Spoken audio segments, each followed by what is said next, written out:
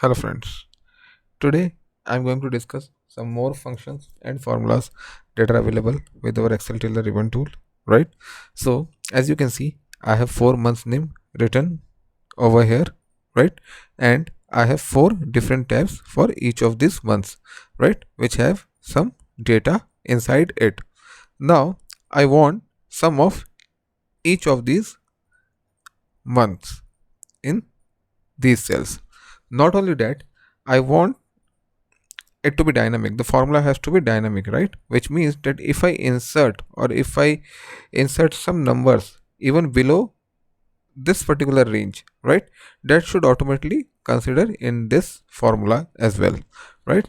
So to do that, we'll use some for functions. So the first function that I am going to use is I will go to formula and I will use get range function, right? So I click on get range, right, and it is asking me select range. So I will select my range like this, only the header, right? So, and I click on OK. So once I click on OK, you can see it has given me the data B1 is to E10.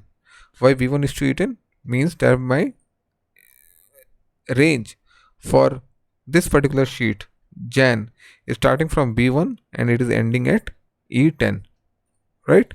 Now, because B1 is common in all the in all the 4 tabs, I will make B1 absolute by double clicking it, and I will click on function F4, so make it absolute, right? And in place of Jan, right, it is hard coded. What I will do, I will just select this particular cell and I click on enter, sorry, I press enter, right, and I will drag this formula down, right? Now you can see it has given me the range of each of these tabs, right? That this is starting from B1 and it is ending at E13. Another thing what you have to keep in mind, that in all the 4 tabs, right, my range is uniform, right? Which means my data is starting from B1 and it is going till this row, sorry, this column, E column, right? It is uniform across every tab, right? So once we have this data like this, the next step is to use another function, which is I will go to my formula and I will use this function indirect format. So when I click on this indirect format, the first thing it says select cell with sheet name. So I will select this cell because this cell contains my sheet name, and I click on OK. And the next thing is it asking me select cell with cell reference in text. So this is the reference. So I will click on this and I click on OK. So as you see, once I have clicked on this, right, it has retrieved it because I have clicked it for January, right? I have selected for January, right? Let me double click it. So it has retrieved me the data for January like this, the whole data, right? Starting from 165 to 334 like this, right? And now the next thing what we need to do, I'm just double clicking on it and I am putting sum and I am closing the bracket like this and press enter. So once I press enter, it has given me the sum of this tab, which is coming at 9872, right? Now what I will do, I will just drag it down, right? So for February, the sum is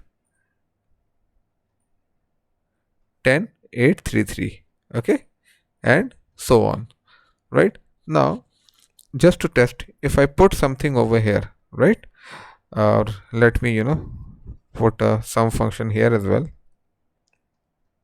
right, and let me put it like this. So it is coming at 9872, which is exactly matching with our this number. Now if I put some number here, 777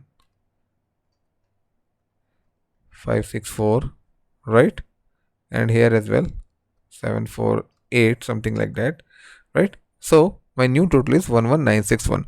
So we'll go back to our sheet 1 to see if we are getting this total or not. So I'm coming back to sheet 1 and yes, you can see the formula is dynamically changed, right? So it is taking the new numbers as well, which I have inserted just now, right?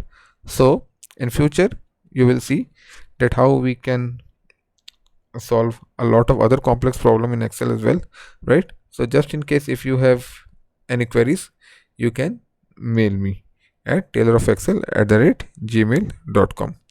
This is all for today. Thank you.